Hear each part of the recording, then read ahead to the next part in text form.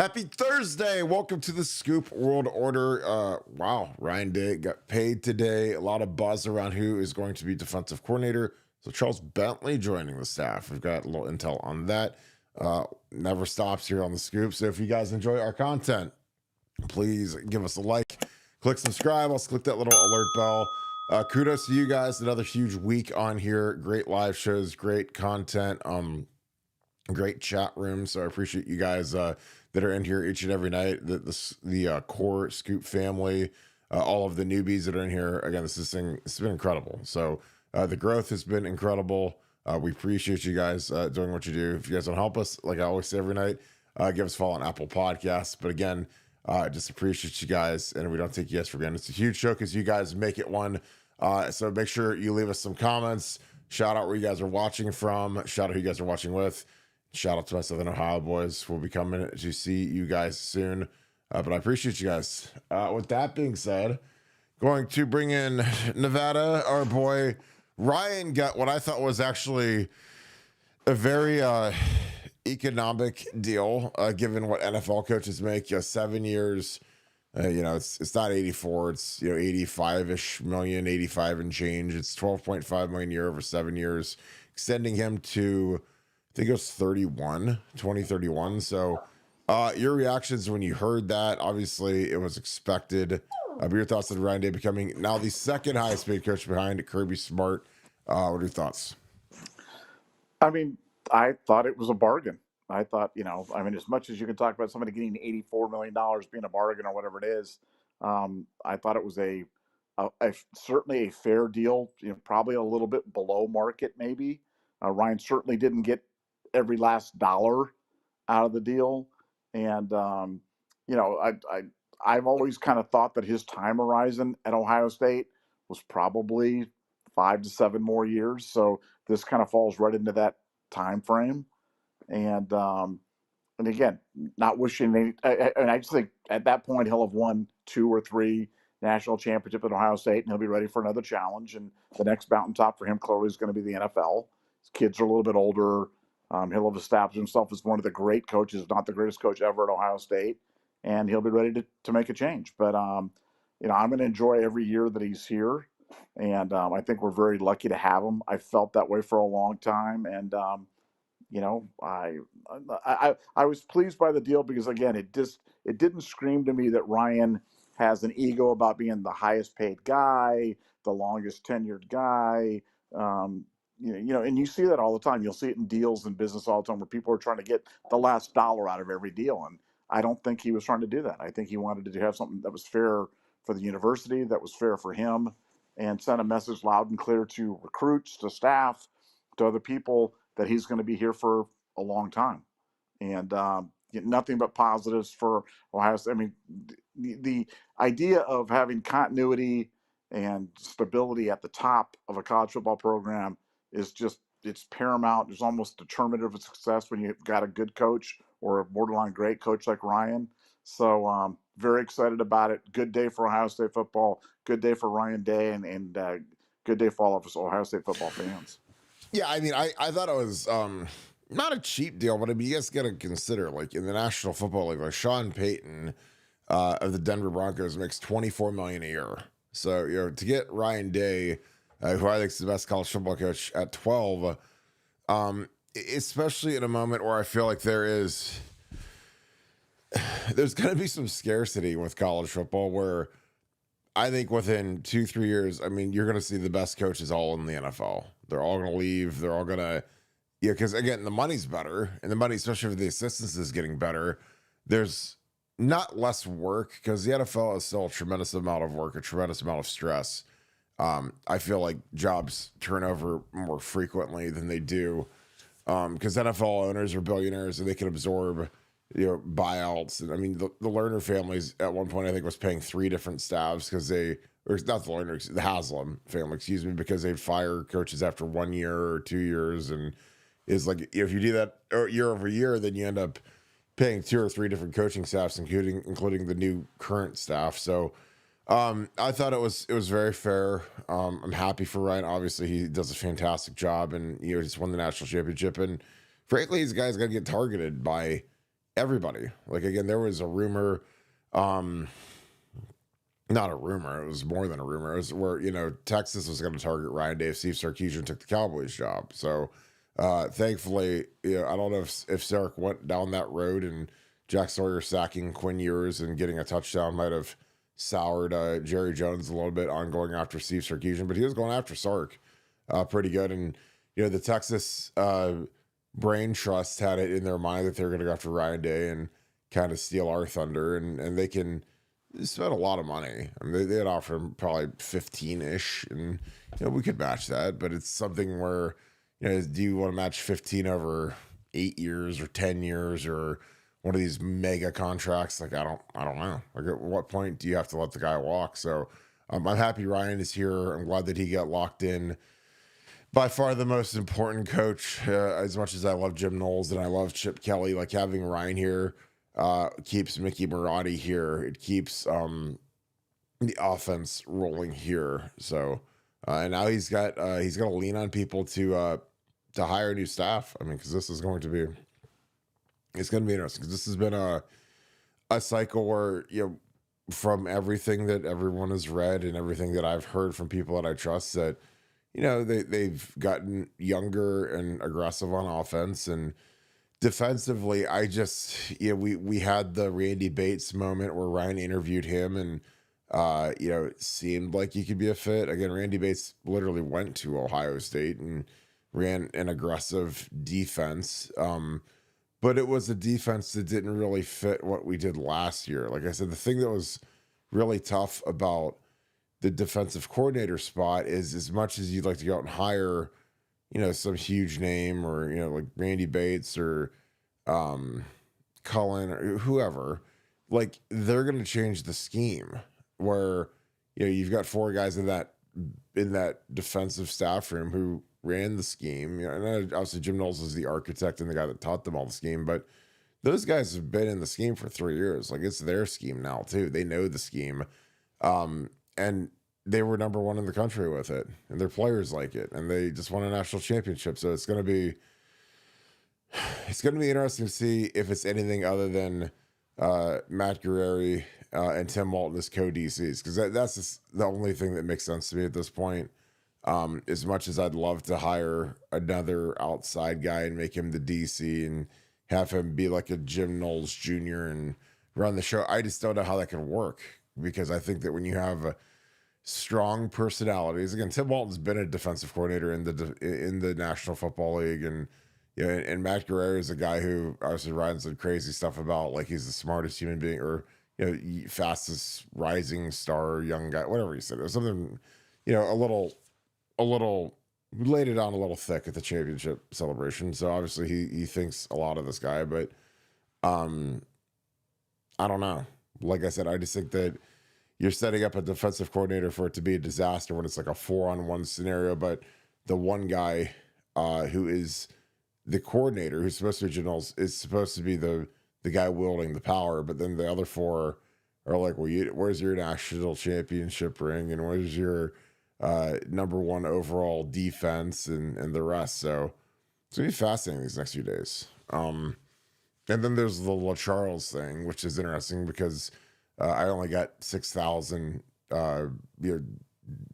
DMs and texts about LCharles Bentley texting that he was at the Woody Hayes today, and is he going to be part of the staff? Is he going to be an analyst? Again, he's the guy that helps out Oregon, is on contract to help out Oregon. He's on contract to help out Arizona State, aka they pay him to consult and work with their linemen, and he helps out in recruiting, and he's been wanting to do that at Ohio State. So I would venture to guess that that's happening now, because if him and Maurice Clarett are going wild or especially Maurice going wild on Twitter saying it's like Christmas, then something is happening with LCharles. So, and I'll find that out. I mean, LCharles is a good friend, and LCharles has been on the show. I mean, we've had so few we've probably had 20 or 30 former players on, but LCharles is, if he's not the most recent, is him or Chris Carter, because we had LCharles on in August. So we'll get that for you guys, I promise. Nevada, any thoughts on the staff, the coordinator, the LCharles stuff? What do you got to add to all this? Well, I mean, on the LCharles stuff, I just have to wonder, if the idea, while this is kind of on point with LaCharles, it's kind of not, but it's kind of related. This whole idea of these kind of mega analyst positions that kind of go to NFL types that don't want to get involved in the other aspects of college football, that make college football kind of an unattractive job. You and I both know that LaCharles was around the team a lot during the playoffs. Now, in what capacity and what role was he serving and what was he doing? Um, it almost felt like a kind of a dry run for something for more kind of a more of expanded engagement. But it got me to thinking about something that you'd said, a couple shows ago about these analyst positions.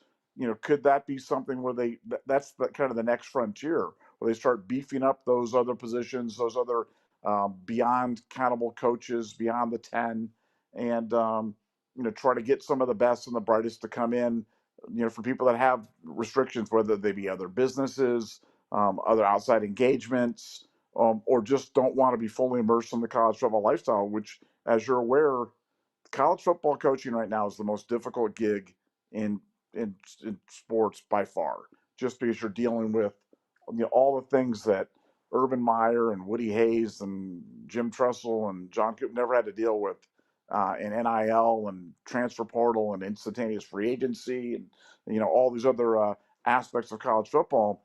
Um, and could LaCharles be brought into a role like that? And I mean, it makes sense, just because you've got an offensive line coach who's going to be have some duties that are expand beyond just being an offensive line coach. He's clearly brought in there um, to provide some sort of guide rail, some sort of assistance to Brian Hartline in game planning, certainly run game coordination, and other things like that. So to have an old head like LaCharles around to help with some of the more instructions, some of the more technical things. You've talked about his biometrics things. He's an inventor. He's a technician at the highest level in terms of offensive line play. I can see that happening.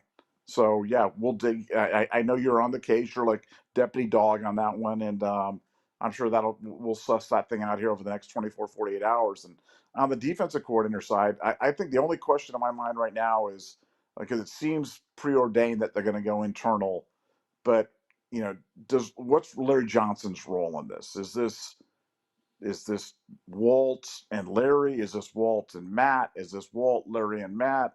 Is this some combination thereof? Because I know they want to appeal to. He's been around for a long time.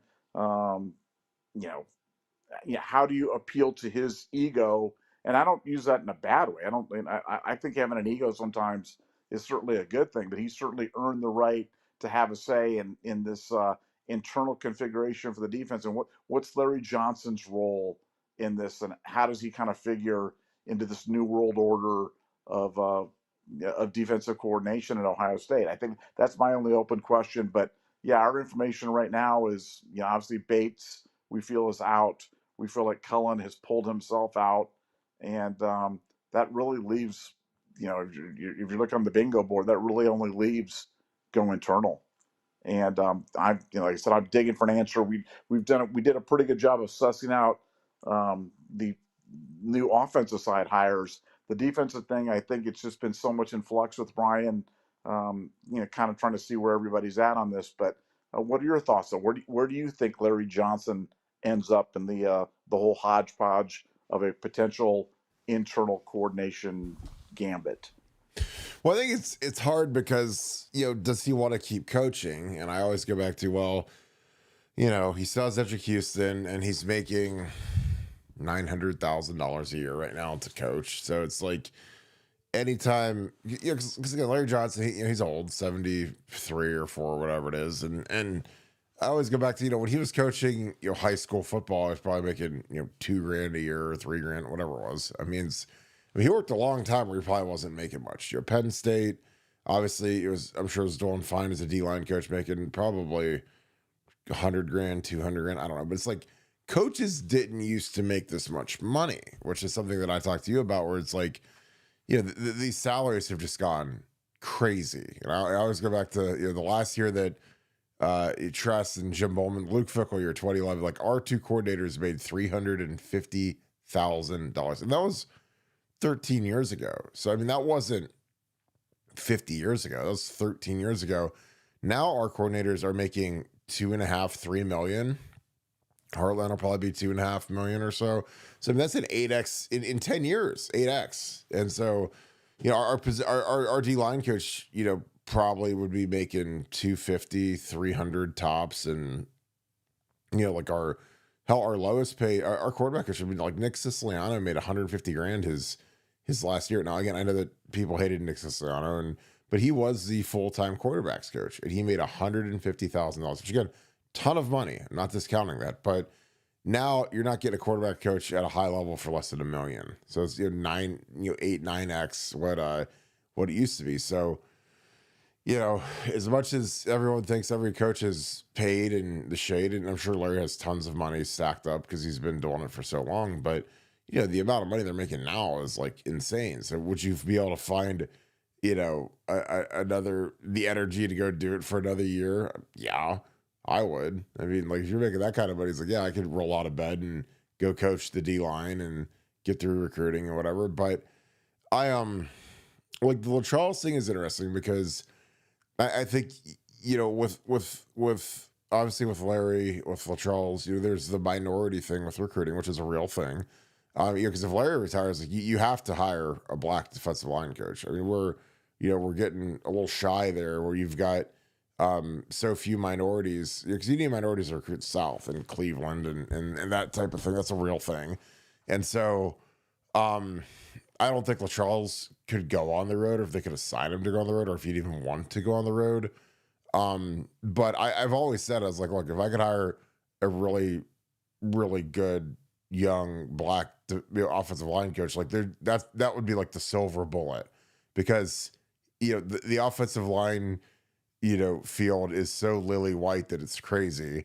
I think that there's like maybe less than 5 or maybe 10. I don't want to go through the numbers. I don't want to be wrong, but there's not a lot of black O-line coaches. So in recruiting, I think that'd be really, really devastating to goodness. Like Alex Atkins was the guy that I talked to Zach about. Zach loves him. He got fired at Florida State, but he was the guy that, I mean, I would have bet a lot of money would have been a head coach this year or maybe next year. And Florida State's offense fell off the earth. So Mike Norvell had to literally fire somebody because of the donors and the athletic. Did they force him to fire Alex Atkins, who I think he's going to LSU with Brian Kelly. But that's a guy that would have been compelling to me. Again, like when we did this kind of thought process of who's going to be the line coach, and I'm saying Joe Rudolph and, here he's whoever.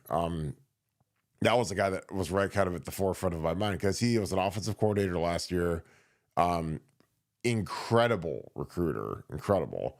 But I don't know how good of a developer he is, because I mean, Florida State's offensive line didn't exactly blow anybody away last year. So, and that's one other thing I wanted to say while I was on the mic, is that I know that everyone is excited, obviously, about Tyler Bowen and his recruiting, because he's did a great job at Penn State and landed some big time guys and whatever. But to me, man, it's like if I have 100 attribute points to spend, I'm spending like 90 of them on development, because the thing that drives me crazy with people is that they're just like, well, Justin Fry wasn't a very good recruiter, and Greg Studwara wasn't a good recruiter, and Ed Warner was a good recruiter, and Jim Bowman wasn't a good recruiter. I'm like, well, offensive line coaches just aren't good recruiters in general. They're big, dorky losers, just like wallflowers at the dance in high school. Big doppy guys, like that's what offensive linemen are. I mean, I was an offensive lineman. I'm a little different because I'm a little more outgoing, a little more edgy, but they're not like Brian Hartline, driving his Ferrari around in Miami playing for the Dolphins, and Louis Vuitton doll and everything else. Like that's not what offensive linemen are. So by definition, like they're not going to be as smooth as the wide receiver coach or the running back coach or even the D line coach. So that's why I always laugh when you're like, well, he'll be a better recruiter. And I'm like, well, show me this unicorn that is like this incredible recruiter, and he's also an incredible developer. Because I was thinking, I was like, I don't even know who that would be. Who's like the guy that's like everywhere he goes, he's just this magical. And again, especially in the era of NIL, especially where the money just trumps everything. Like you could be the smoothest talking Jimmy in the world, and all of a sudden, you know, you don't have any money, or you're just being smart and you're telling David Sanders to go pound salt and no, we're not going to give you 2.5 million to play scout team next year, idiot. You go to Tennessee and you're going to go there and make that big check, and you know, hopefully he starts and hopefully he's a freshman All-American and does great. But if he doesn't, you just look like a jamoke because you spent all that money on a guy that frankly can't play. And then the bad part about David Sanders is, what if he can play? Like, what if he's really good? Then also, what do you got to pay him $7 million for year two? You know, like again, like we had a bunch of guys like JJ and Caleb that they showed up and they were All-Americans, fantastic, awesome. They got huge raises, you know. So David Sanders Jr., if he can play, is going to make way more than that. So you're going to be into that kid in 3 years for a fortune. So yeah, I don't know. I had to say that because there's always this thing where, oh, you know, Justin Fry wasn't a very good recruiter. And I'm like, well, yeah, like, I mean, when David Sanders wants to stay at home and he also wants an insane amount of money and you miss on him. I don't know how you lash Justin Fry for that. And again, I like Justin, we're friends and, you know, we text and stuff, but it's not, you know, and I'm not bailing him out. I'm not saying, oh, he's, you know, he loved recruiting or he wasn't on the phone all the time or whatever. But, you know, I mean, line coaches are kind of dorky and honestly, they're more obsessed. The good ones are more obsessed with developing guys and coaching the line than they are with, you know, playing NBA 2K with kids on Thursday night and the stuff that I guess the really good recruiters do.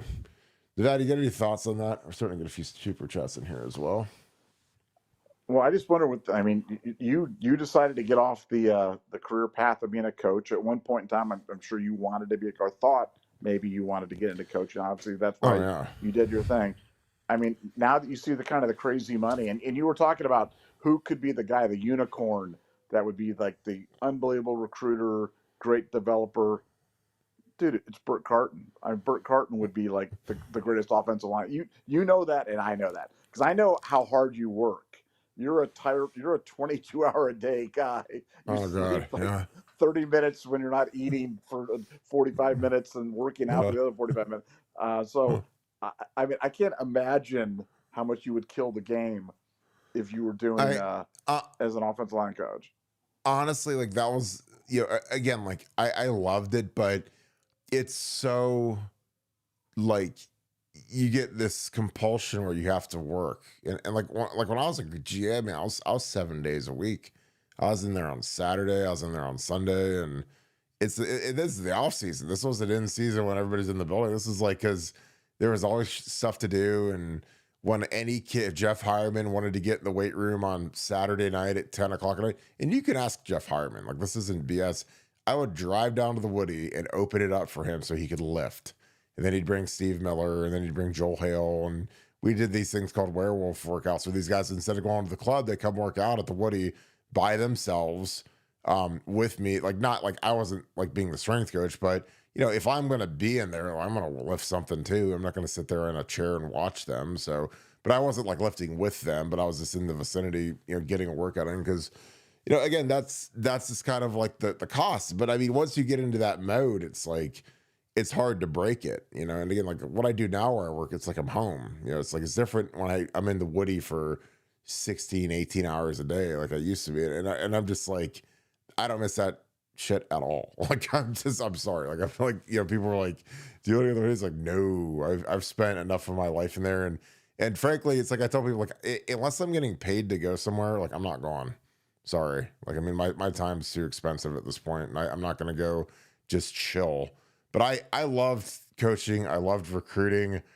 I think that was like the thing that, you know, when you develop kids and you look back at some of the kids that you helped, and again, some of the text messages I have from like Corey Lindsley and Taylor Decker, it's like funny because I was looking at some of these the other day because I was actually talking to LCharles because like, well, when LCharles first got started with his development program and he was starting his facility in Cleveland and then he moved to Scottsdale, I mean, I was hooking him up with Taylor Decker and Pat Elflein, and I told this guys, I'm like, look, LeCharles is really good. You should go with him, do whatever he tells you to do, and things will work out okay. And Elflein ended up going second round, and I think he's retiring, but he's 7-8 years in, and Taylor Decker is still going, just made the Pro Bowl and 150 million. And Taylor Decker literally lives in Arizona in the offseason to train with LeCharles, and he's been doing that every offseason since he's been in the league. So I just look at it like how those guys go. But yeah, I mean, I prided myself on recruiting, because you have to understand there's this gap in recruiting. The old head, the old guard, the old technical guys, the Harry Heestands, the Ed Warners, like those types of guys. And then there's the young guys that are, guys that are, they're fluent in social media. They're fluent in, what is cool and what's hip, and, they can kind of talk the jive and do that thing. Like a guy that was a great recruiter, who was dirty as can be, was Adrian Clem, and he doesn't have a job right now. I think he got a show cause at UCLA, or he was the O-line coach at Oregon. I think he has a show cause. He might still have it for doing all kinds of slimy, greasy stuff. But he was like the Rivals.com recruiter of the year, and he was a big fat O-lineman, played for the Patriots, and he went to the league, and he was with the Steelers and the Patriots. And I don't know where his most recent job was, but he was a guy that was kind of a mold breaker in terms of being a good recruiter as a line coach. Because I laugh, because the offensive linemen are just so different, because you have to take so many of them, and so many of them stay close to home. And there's some that'll get up and go, but like I said 1,000 times, if Justin Fry is the line coach at Tennessee, I think he wins David Sanders Jr., and people think he's some amazing recruiter. Or he's at Ohio State, and David Sanders, I don't think was ever truly going to come here. I think he flirted with it and whatever, but he was such a mama's boy, and got both my parents, and they can jump in the car and be here in 2 hours or 3 hours, whatever it is. And to Columbus, you got to go to the airport, and you got to fly, and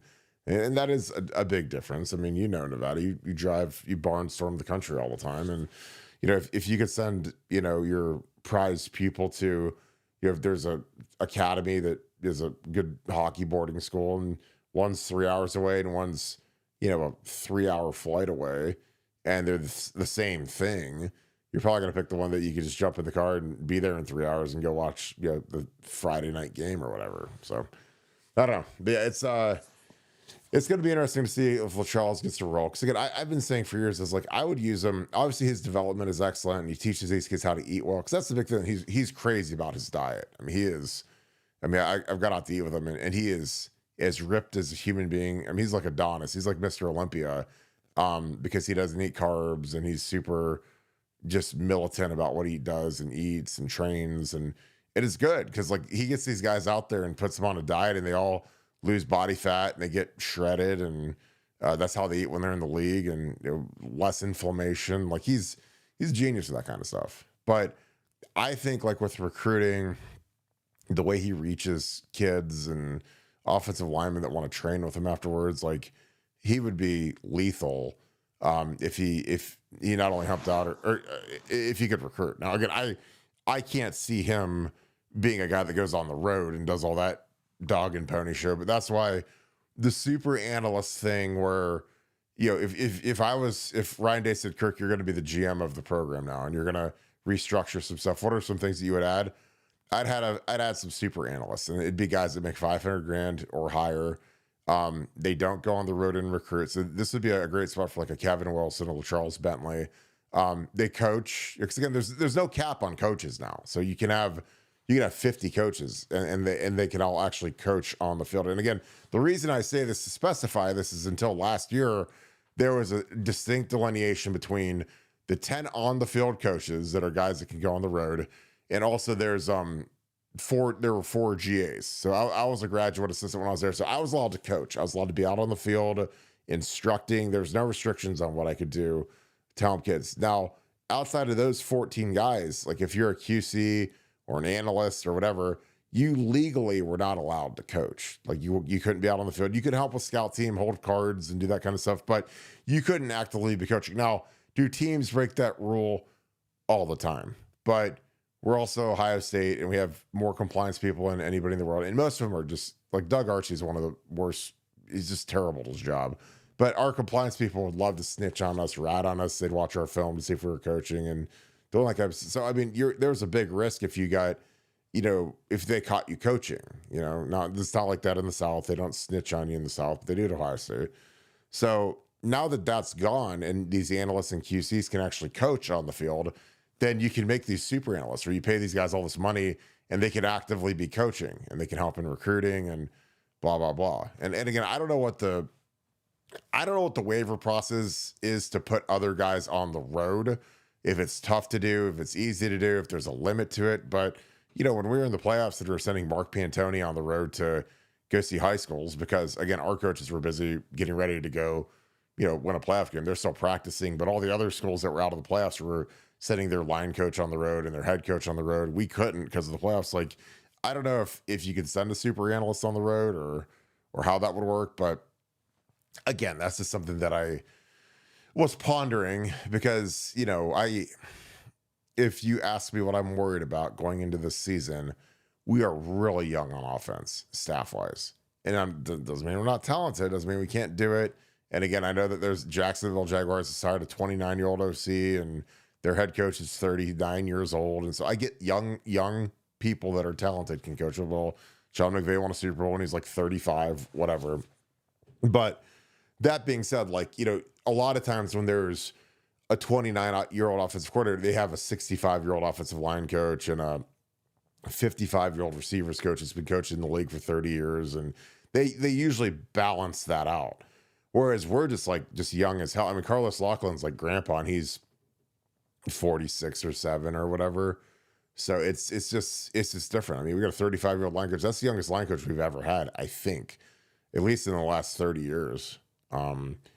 And then you look, Brian Hartline's 38, and then you've got Keenan Bailey, who's, I don't know if he's even 30 yet, and Billy Fesser's like 26. I mean, this is a young staff. And again, not saying they can't do it, but they just haven't experienced a ton of football outside of Hartline. And Carlos Laughlin, for as little as he's actually coached, he's only been coaching for 6 or 7 years now. I mean, so it's not like he's 47 and he got into the game when he was 21 and got 25 years experience. I mean, he was, like Western Kentucky, Florida State, but when he was at those places, he was like a high school relations guy. He wasn't an on the field coach. He was Western Kentucky for a year, Oregon for 2 years, Ohio State. So he's been like a full-time coach for 4 or 5 years now. So he's still young too. So that worries me. Nevada, any thoughts that we can dig into some super chats? Well, I was just wondering, I mean, you talk about how LCharles is like fastidious about his diet and really there. And I was thinking about like my diet today. I made some homemade corn chowder, and then I ate a ham sandwich, and then I ate a couple of brown sugar cinnamon Pop-Tarts. How do you think that would stack up on LCharles's dietary thing today? Do you think I pass like an A, B minus or something like that? Where do you think that falls on that? It's probably better than mine because Kim and I went out to lunch because we usually do like a little date, and I had, I think, 3 beers and a buffalo chicken salad and 6 iced teas. So, I mean, that's about on the same line of, they say you can't drink, can't have carbs. I mean, I didn't get, and I was like, I'm not going to get a ton, but I'm going to get fried chicken on it instead of grilled chicken because very nice. Yeah. Because it's way worse for you. And I know that you're breading but it tastes way better. So I was like, you know what? I'm not getting a lot, but I'm going to buffalo chicken salad. It's like eating a chicken wing, except it's a salad. And as you've said many times, like I know that you've called Urban Meyer to Ohio State and you've had all these great calls, but when you said that the salad is a vessel for the dressing, that was one of the smartest things I've ever heard in my life. When you said Thousand Island just swimming in the salad. Dressing delivery device. That's all it is. Exactly. It's like the lettuce is like floating in a big thing of Thousand Island, and it's just like you just like kind of scoop it out like a fish out of the ocean with a net. You scoop your little lettuce out of coated in Thousand Island. It's like, you know what? This health LCharles is just smiling down from heaven, like looking at you, like look at how healthy he is with his lettuce leaf inside the Thousand Island. In my salad, exactly. I love. There's nothing better than getting a salad in one of those salad, those pre-made salad things, and then just dousing it in Thousand Island, just throw it. Maybe throw some cheese in there, maybe a little bit of ham. Kind of dice it all together, and you're like, man, I'm eating a salad. Well, This is the I good am so healthy. the good thing about that is like you could like throw all that stuff in there, and then you can like look at the bag and look at like the prepackaged, like with the, you know, with Oh yeah. the little thing of dressing and the little thing of cheese, and not like the package of cheese and the extra dressing you had. But you can look at like the health thing and say, you know, with this little health thing on the side, it says it's only 125 calories and, you know, 3 grams of fat. And again, if that's what the packet says, then obviously this will supersede all of the stuff that I add to the salad, you know, which is genius. Well, right? no, I remember going to that having like I had my first big salad when I was on that keto diet, and I was like telling my kids, I'm like, I must be in ketosis already. They're after like one salad with a Thousand Island little steak, something like that. So yeah, I'm all about. I was keto long before keto was cool. Now I'm not sure how those brown sugar cinnamon Pop Tarts fit in there though. That might have taken me out of ketosis, but they were good, so good. Those, yeah, those are great. I mean, plus you get those. That's one of the bulk flavors too. Much better to the strawberry. You know, the little brown sugar cinnamon one. You're just like, ooh, this is good. Oh, so I mean, good. So 655 ingredients. Let's go. We're good. all right, I'm You know? ready. Well, yeah, exactly, and you should be ready. You know, you're like, because again, the more ingredients that are on the side, the better it's going to taste. That's the thing you can always remember. I completely agree. And honestly, like you're at the forefront of everything, because when you chose the brown cinnamon Pop Tart instead of the strawberry Pop Tart, it's because you knew that the red diet was a neurotoxin, and you're like, you know what? I don't want that neurotoxin. I want that brown sugar cinnamon, and I'm just trying to protect myself. So give me the brown sugar. Yeah, Correct, right? I thought it was like real strawberries in there or something, or real some snozberries or whatever the heck those things are called. They're out there harvesting them before and just mashing them and pouring them into the Pop Tarts. The Oompa Loompas are out there like mashing them from Oompa Loompa land, catching the little snozberries and putting them in there. You're on like WebMD and you're asking like WebMD, like how many servings of real strawberries are inside of this Pop Tart? You know, if I have two, is that equal to 2 servings of fruit or no? No, it's 0.0. Oh my God, the shark I has don't been want to. jumped. I don't want to go eat with LCharles. I think that would just depress me. I don't want to do that. I don't want some ripped guy that's like measuring out his oatmeal and stuff like that. I don't want to eat with him. You don't want to sit by LCharles. And again, like when I had lunch with him, he has the biggest like biceps, and he has these like veins that look like they're like the size of like a garden hose running through his like bicep, and he's not even flexing, he's just sitting there. And I'm like, Jesus Christ, I'm like, if I was like at my best day, dehydrated, and went for a 5-hour lift, I couldn't be as vascular as LCharles was. And he was just sitting there, and like we were eating at a place called Haiku, which used to be in the short north, and it was a sushi place. And like, you know, we're sitting there eating, you know, overpriced, ridiculous sushi. It was great. It was really good. And it's actually kind of right where Town Hall is now.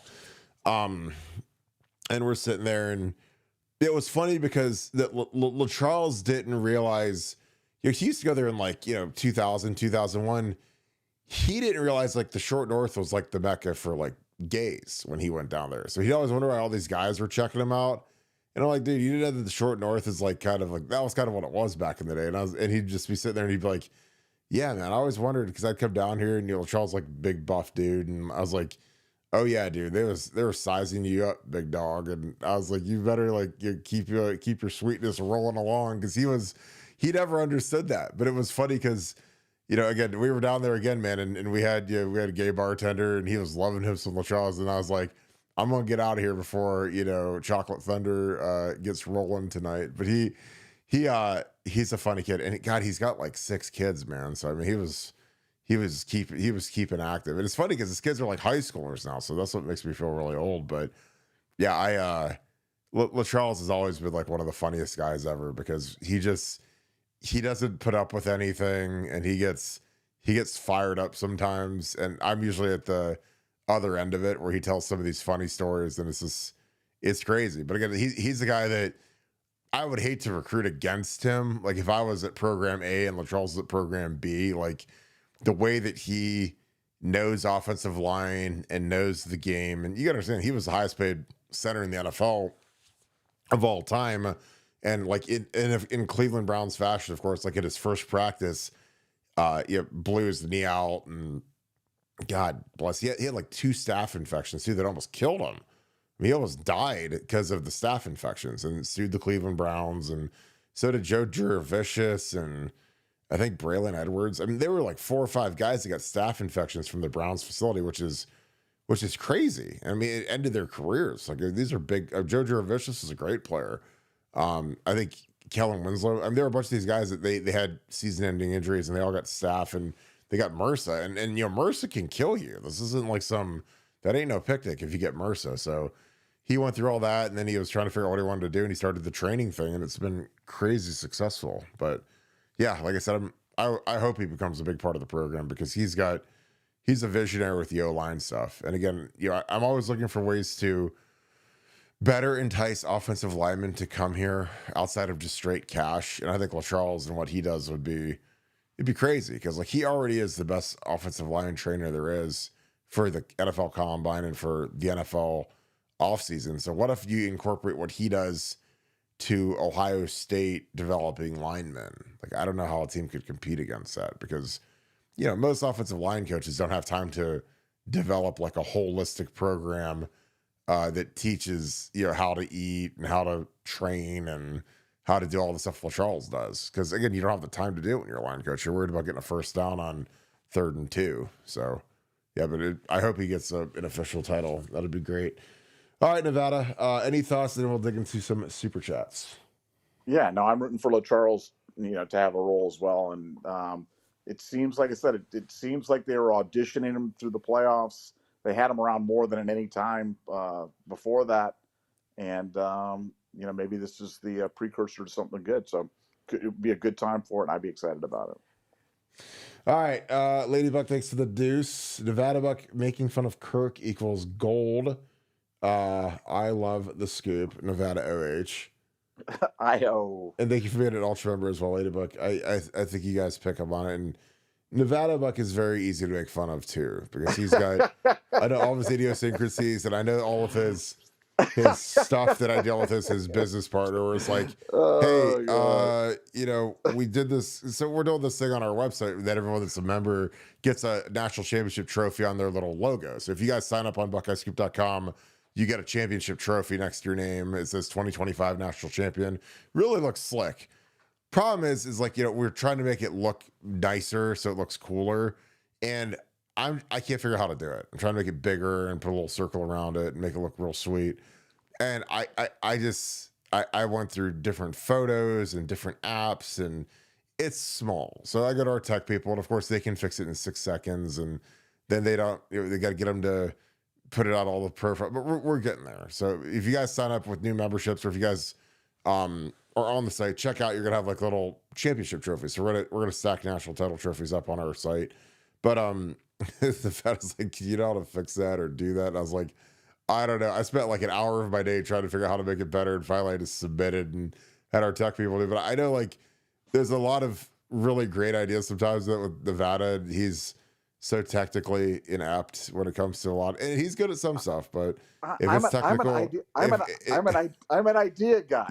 Yes, you're like, Kirk, it'd be great if we could do a show like on Saturn or something, because I could sit on the rings and you could be sitting in the middle of this, and how can we do that? Can you figure out how to do that? And I don't even know what that means. I don't even know how to start. I don't even know where to start, but could we do that? Is that even possible? And I'd be like, no, we can't fly to Saturn and do a show. I'd love to, but that's just what it is. And again, it's fine because we get it done, and a lot of it is good stuff, and a lot of it's not even that hard. It's got to figure out who to do, or more importantly, I got to figure out who to ask to learn how to do something. But Kirk, I wasn't saying Saturn. I was saying Sapphire. You're Sapphire. Saying can we do a show from Sapphire? That's what I was saying. I don't know. I'd love to, but hell, you're doing a Vegas trip with all 75 of your kids, and I didn't get invited. And not to mention they're bringing their significant others. I'm like, damn, I know, like 25 people, and it's like, Kirk, you were 26, so I mean, we had to make a cut at some point. there's a At line. some point, there's a line. Yeah. So if everyone gets to bring their extended family and Funky Buck gets to bring 7 girlfriends, then there's a line. And at some point, you just have to cut it down and make sure that everybody's having a good time and whatever. So, hey, I mean, like, and I get it. You know, it is what it is. You know, we can't all go to the UFC fight. There's only so many chairs in the arena. Somebody's got to stay home and watch. Somebody's got to stay home with podcasts. That's what it is. Exactly. Somebody has to carry that 7 p.m. show, and I'm going to be sitting in the arena eating popcorn, placing bets, baby. Oh yeah, hours before that. Hours before that. And during when I'm live betting. I can't wait. I'll be about 6 cocktails deep by the time the podcast time rolls around. No, you won't, because you'll have to pee 70 times during the UFC fight. Trust me, I've fought that fight before.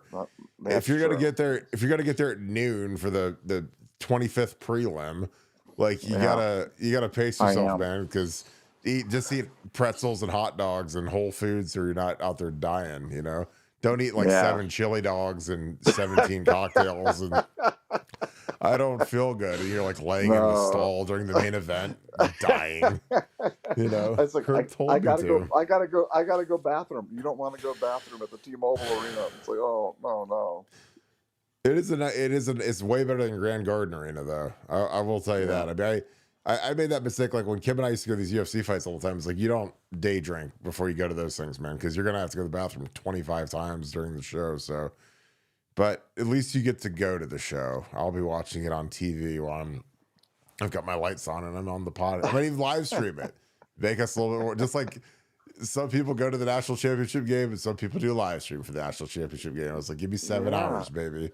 We got this. And it worked out perfect. We won too. So like, I think we got to keep it going that way from now on. We won. You got your national championship confetti, and I sat here and was grinding along. Hour number 7, Kirk. I need some confetti. Oh, let me scrape it off let's scrape the trash off the ground. We got trash. We're doing good. Oh God. John M, thank you for the 5. If Keenan Bailey is the weakest member of the staff, why would he be put in charge of the wide receivers, which is the strongest position group? It's a fair question. I mean, I think that it's more, I mean, I imagine at this point, Brian will stay the receivers coach, but you know, Brian's going to be able to walk around and go see the offensive line and the running backs. Because again, there are points in practice where you go group. You know, there's in every football practice. Let's give you a quick breakdown. There's individual period, which is the receivers are over here doing their drills, and the O-line's doing their drills, and the running backs are running over bags, and the quarterbacks are throwing the ball through the thing and whatever. And then you go to group, and group is always okay. The O-line running backs get together and quarterbacks, and they go against the D-line and the linebackers, and they do inside run or whatever. And during inside run, in general, you put the receivers down running one-on-ones versus the DBs and safety, the corners and safeties, whatever. So, you know, Brian in general would always be down there, but he needs to be, if he's going to be the coordinator, man, he's got to come down inside run and pay attention and see what looks good and encourage the guys and do that whole shebang. So that's why I wondered how they'd structure the stuff. Because, you know, it's easy when you're Chip Kelly and you're with the quarterbacks, is you're going to bring the quarterbacks down to inside run because, you know, you want, you know, and sometimes you have the quarterbacks down there throwing, but you also want your quarterbacks to be with your linemen during some of the running periods, just so that they can get used to the cadence and get used to checking plays. You know, if there's stuff there where you want to change it based upon the defensive looks, you know, you got to get used to that. So, and plus, like, you know, when you're the coordinator, you should be down with the offensive line because the inside run's a big physical drill, and you want to see how your guys look and the look in their eye and the whole 9 yards. So, but Keenan's the guy, you know, he's been in the program for like 10 years now, and he's been a full-time coach, I think, for, you know, 3. And, you know, he knows what he's doing. I mean, he's been around the block. I've had people say that he's good. I've heard people that say that what he is that just don't like him. So I don't know where it is, but I mean, the guy that loves him is Ryan Day. So, I mean, he's really the only, if he likes you, then everybody else is kind of trumped. So I just thought, you know, I mean, Keenan coaching tight ends, if he's that good, might be kind of a waste. Maybe you put him at receivers if he's that good. Because I was thinking again, just with my strategery, is because if you wanted to bring in an old head like Kevin Wilson and put him back at tight ends and put Keenan at receivers, then that would be great. But again, I don't know um, what the 10 countable coaches. You got, two DB coaches, a linebackers coach. You got your five guys over there.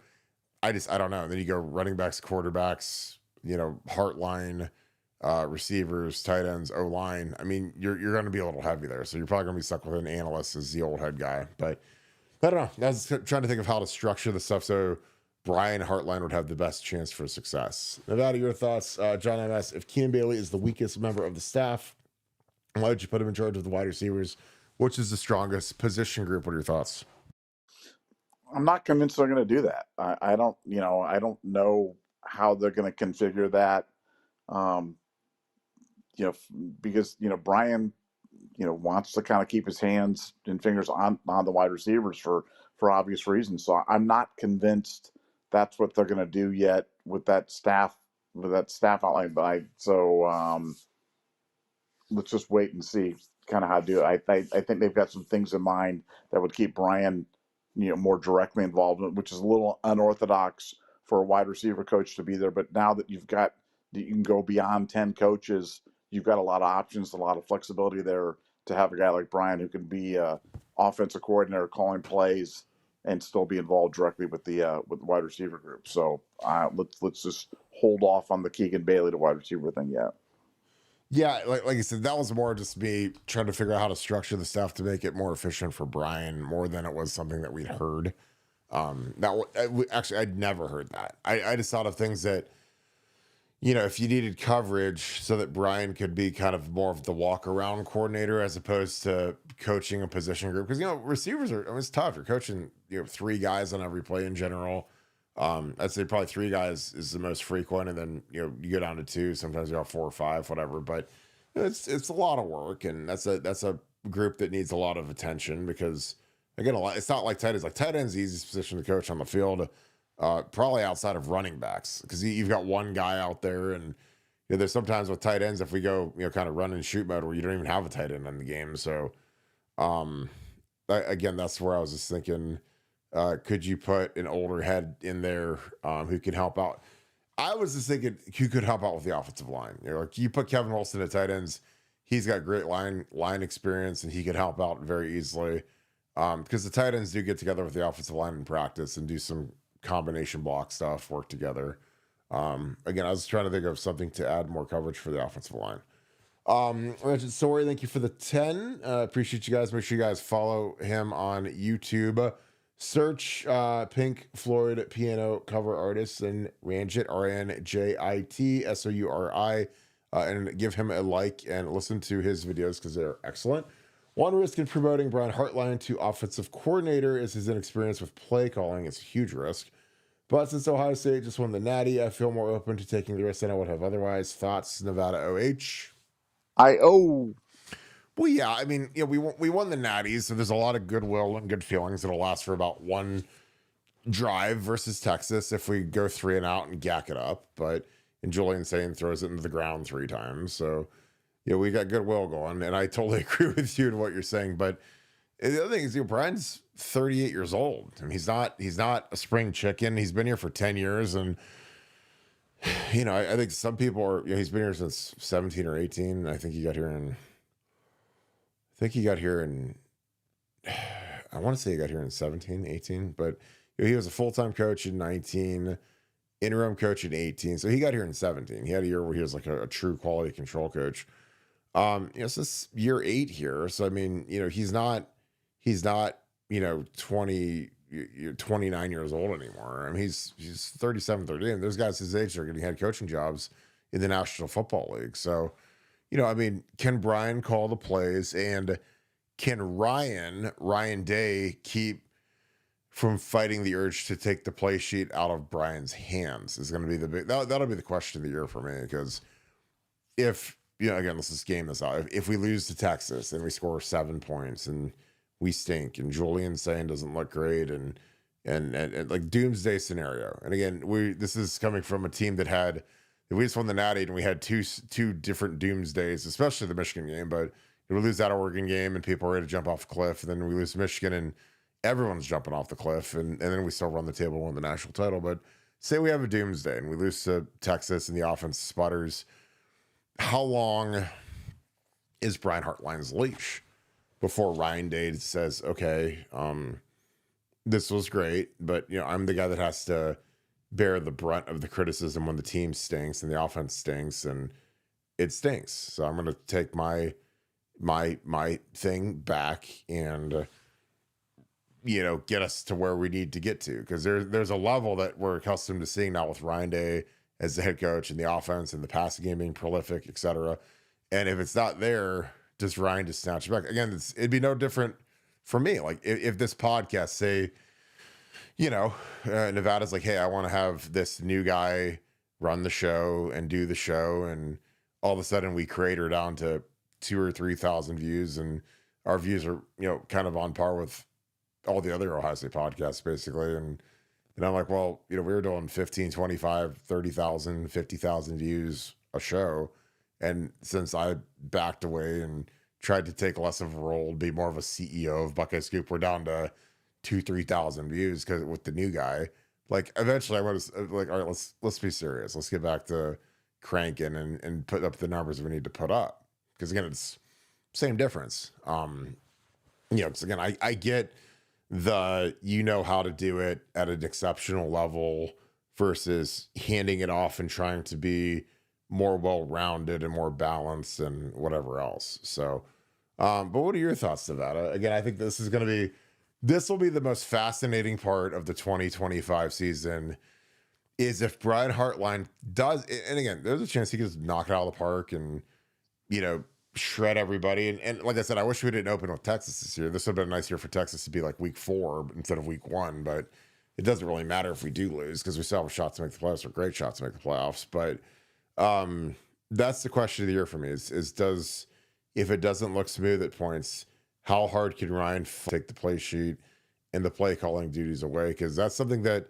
when the going gets tough and the boat is taking on water, that is the first reaction from a guy who's been a play caller who gives that up to somebody else, is to take it back. And again, a perfect example is like Brent Venables is coaching for his job this year at Oklahoma, which again, that's why I never thought Jim Knowles was going to go there, but he's at death's door. And so what's he doing this year? He announces he is handling the defensive play calling, because that is what got him the job. And he hired other coordinators, let them call it, and they gacked it up. And now he's at death's door as a coach and as a head coach. And he's like, I'm calling it this year, because if I'm going to go down, I'm going to go down doing it my way. Now, Ryan's not in that situation. He's got, 7-year new deal and national championship rings ordered and everything else. But what are your thoughts on that? Again, the question was risking promoting Brian Hartline to OC is his inexperience with play calling. But since OC just won the Natty, he feels more open to taking the risk than he would have otherwise. What are your thoughts on that?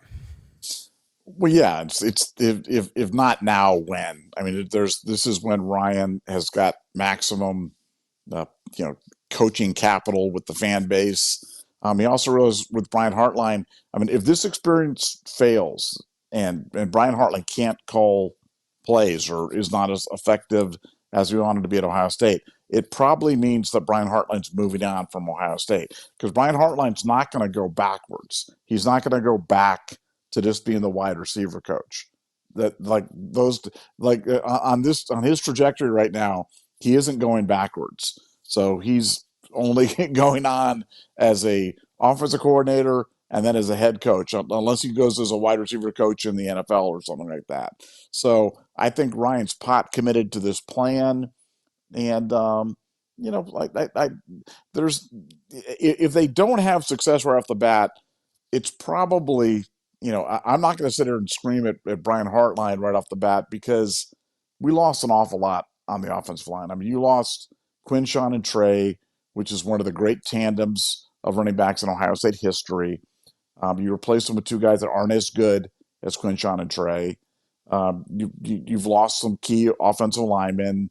You lost Chip Kelly, who's on the pantheon of great things, and you lost Will Howard. And you guys know that I'm a Will Howard stan, and I'm a big fan of his, But I mean, the guy came in with 39 starts or whatever it was, and he's left with over 50, 55 starts. He's just going to be better than Julian Saint's going to be right off the bat. So I think Brian's being put in a situation where the offense is not going to look as good, as smooth, as cohesive as it did under Chip Kelly.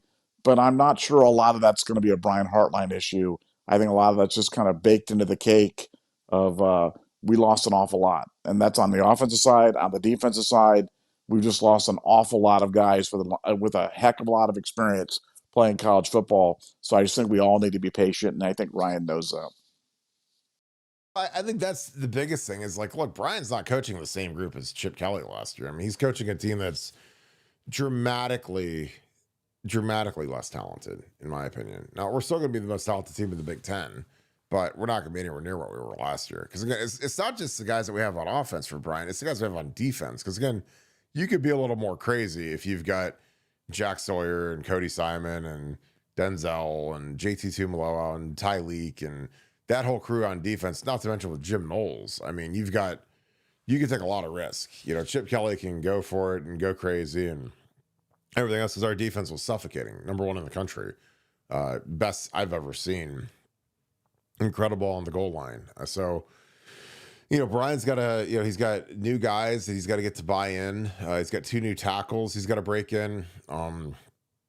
New starting running back. There's a lot of young blood that he has to mold and get going in the right direction, which he can do. You know, I'm not worried about it, but you know, I worry about the lack of leadership on offense and defense because, you know, we had a lot of guys that played a lot of football, and frankly, a lot of those guys could have been captains on any given year. Now, this last year, it was just one of those rare years where it was so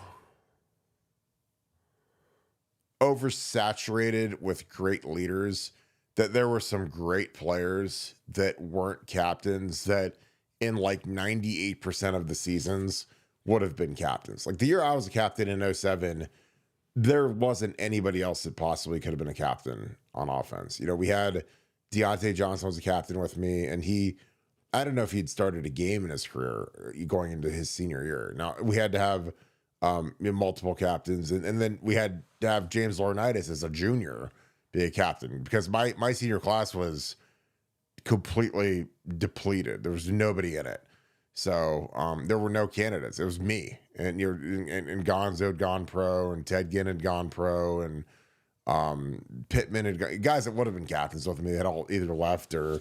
And then in my recruiting class has crumbled to the point where my senior year, I was the only guy left from my recruiting class. Everybody else is gone because they either went to the NFL, they graduated after 4 years, or 60% of them just flunked out or got arrested or whatever. So then you look at like this past year where you've got like Donnie Jackson would have been a captain 99% of the time. Will Howard would have been a captain 99% of the time, like in Ohio State history.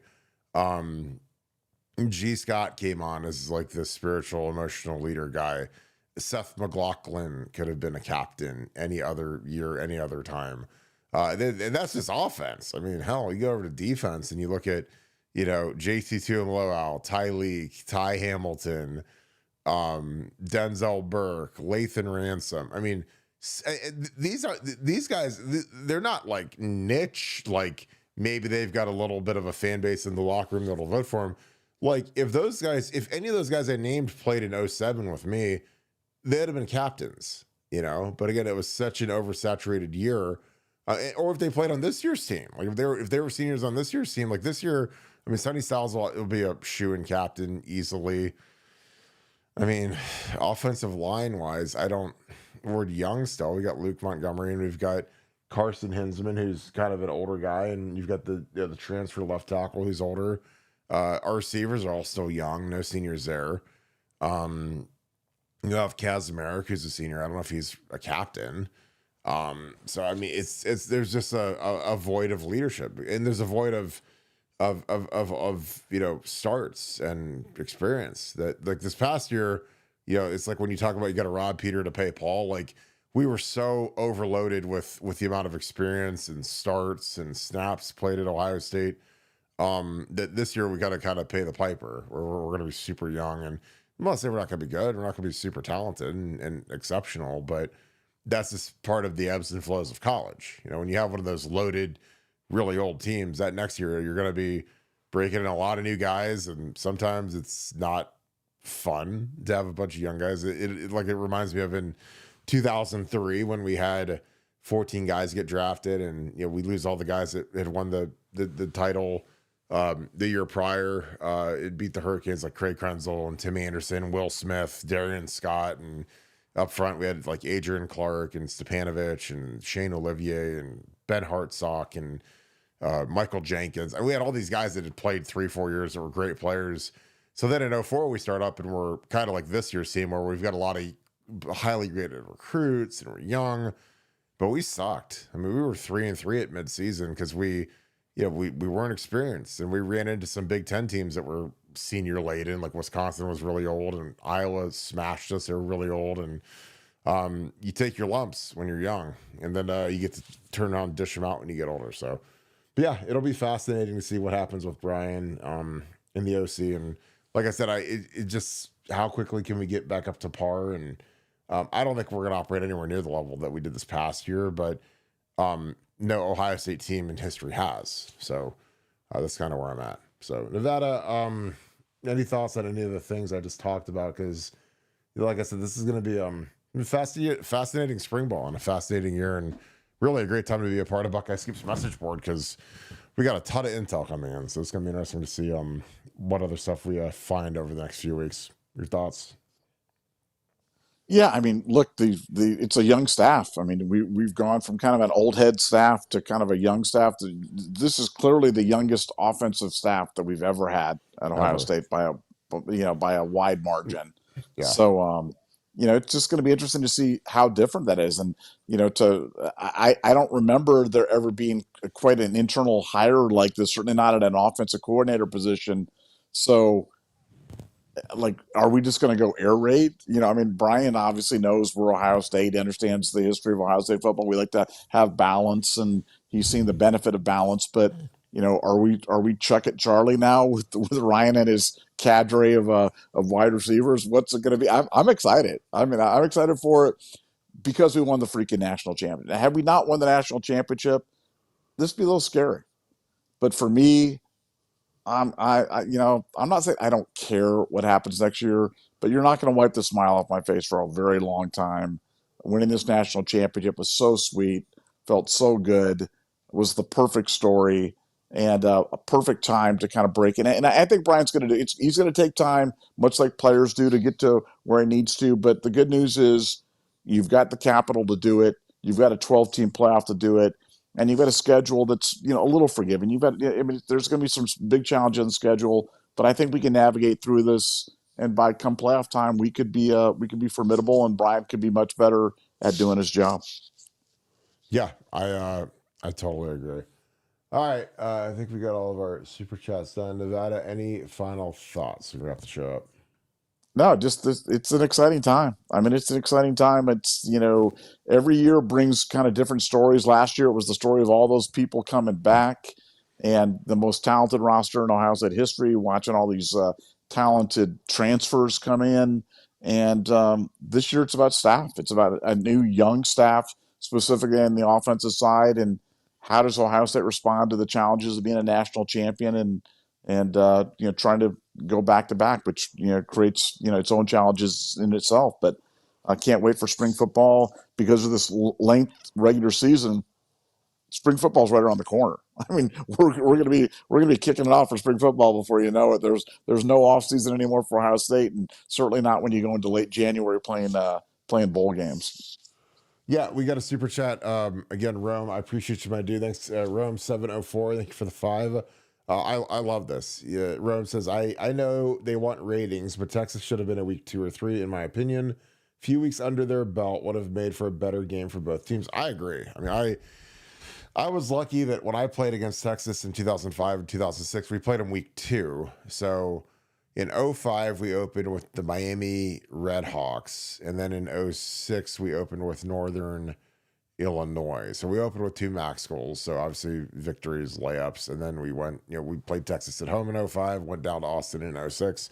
And that was good because you got something you got something out there, and it wasn't like we weren't game planning for Texas, the whole offseason anyways, because that first week we knew what we had, and we knew that we had to get ready for the Longhorns. And I like it being week 2. Again, it puts more stress on the new coordinator and the new quarterbacks because you're gonna have Arch Manning versus Julian Sang, and Texas is gonna have an advantage because Sark has already been calling the plays, and then Brian or Ryan Day is going to be calling. Like, again, I don't know if Ryan's going to take the first game. I don't know. Like I said, we'll see how this all goes. Like, again, I know that Brian is going to be the play caller, and he's been promised that and everything. But Ryan is Ryan admitted if that thing ain't going good in that first quarter, I mean, he's going to take that play sheet back real quick versus Sark in Texas, because Sark's one of the greatest play callers in college football history, and when he's rolling, he's tough to go against. And Jim Knowles checkmaited him last year, and it was stupendous because again we've been on the wrong side of Sark when he's on fire, like versus Alabama, and we didn't have the personnel to match up with their guys and their skill. But yeah, it'll be fascinating. But I agree. I wish it was week 2, but the schedules are made a long time in advance, and we're opening up with them. Nevada, your thoughts? Would you prefer if Texas was week 2 or 3, or do you just mind it being week 1?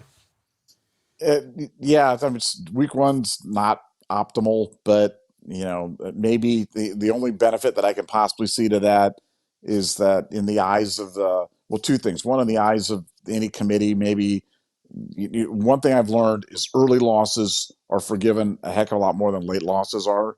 That is forever and ever will be true, and you can't get much earlier than week 1, so that's good news. Secondly, it's not like Arch Manning's played a ton of football either. So, Arch Manning is, he's relatively untested coming into Columbus, which is going to be a big task because it's going to be a full house. It's not going to be Austin North with 30,000 Texas fans there.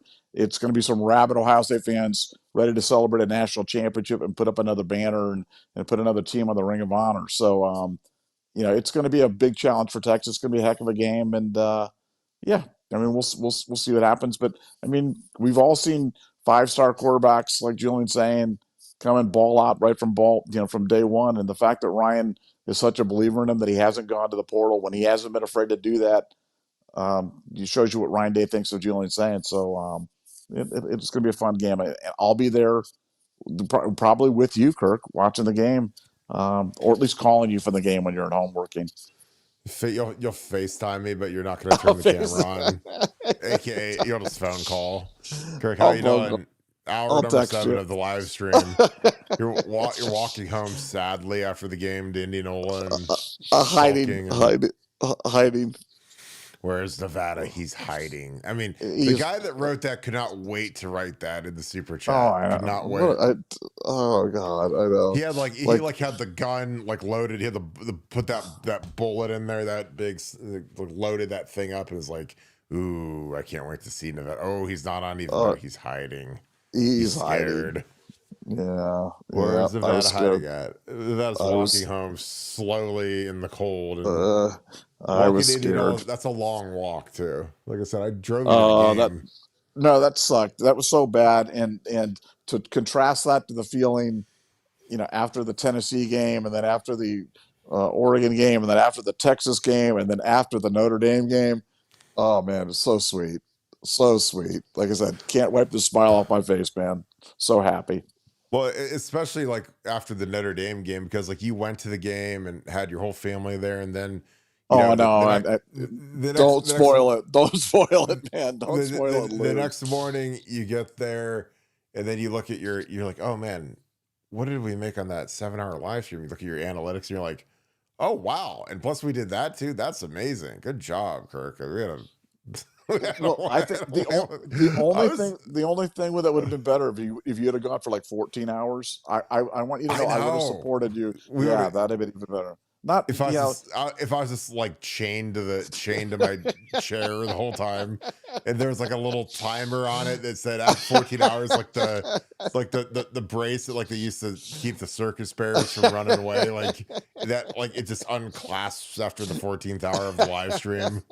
You know, you have to answer uh, 200 super chats before you're allowed to don't move. don't give me You're ideas, not to man. be fed. I know. Don't give me ideas because Oh that'll be my my god. next big idea. I'm like, I Kirk, I got know. an idea for it. I don't know how we do this, but I'm just No. throwing out the what if, not the how to, but what if we change you like a circus bear I to don't the know how to thing? do I don't know how to do it, but if we can figure out a way to do it where, when you take your nap, you'll wake up and you'll be shackled to your desk and you'll be like, man, how do I get the shackle off? I got to do 14 hours uh, straight of live streaming I talking gotta get about to.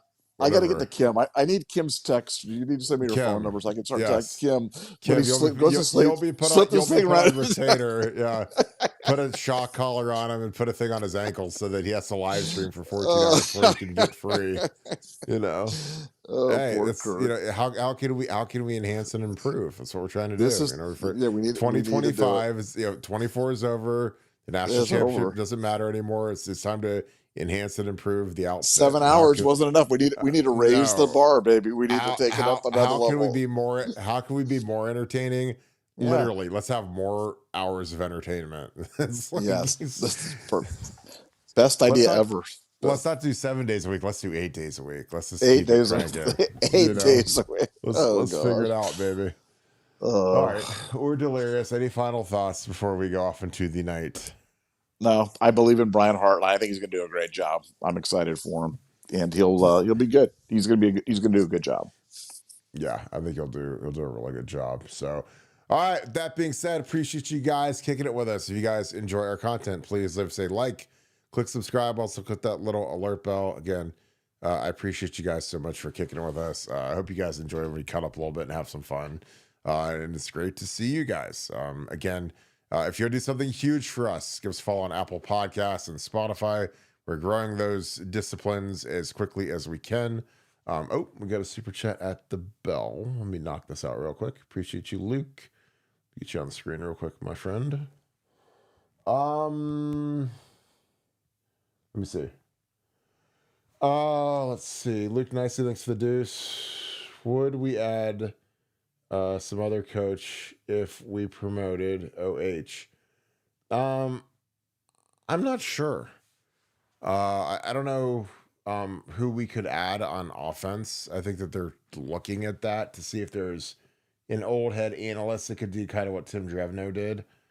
Could that be LCharles? Could that be someone else? I don't know. I think it's gonna be interesting to see who we promote and how we help Brian out, because Brian needs like some old guys to help him too in that room, because we're real young right now. And again, I'm not saying we're not talented, but we're very young.